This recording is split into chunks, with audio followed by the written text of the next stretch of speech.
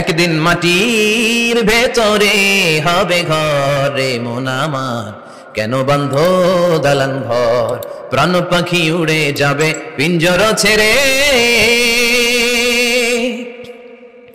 ধরা ধামে সবই রবে তুমি যাবে চলে।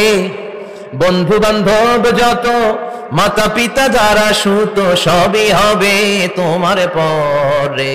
মন আমার কেন বান্ধ দালান ঘর? একদিন মাটির ভেতরে হবে ঘরে মন আমার, কেন বান্ধ দালান ঘর? ঠিক না? সব করে থাকবে, চলে যেতে হবে আমাদেরকে।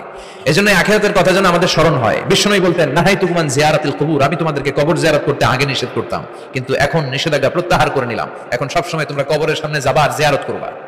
কবরস্থানে জানতো বড়ুয়া কৃষ্ণপুরের এই গ্রামের কবরস্থান আছে কোন দিকে?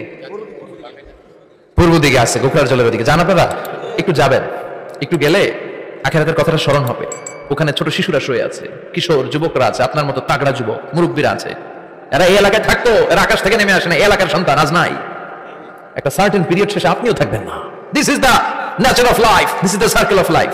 ছোট্ট শিশু হয়ে এসেছিলেন, শৈশব, কৈশোর, যৌবন, প্রৌঢ়ত্ব। আগে ছিলেন সিঙ্গেল, বিয়ে করে হয়ে গেলেন ডবল। এরপরে আল্লাহ আপনাকে একটা মেয়ে দিল, এরপরে মেয়েকে বিয়ে দিয়ে শ্বশুর হলেন, এরপরে ওই মেয়ের ঘরে সন্তান হতে নানা হলেন। আর কতদিন? অনেক দিন হলো তো, অনেক লম্বা সময় পেয়েছেন আপনি। Think about that. এবার যাওয়ার কথা ভাবেন, আখিরাতের সামানের কথা ভাবেন, ফিরে যেতে হবে।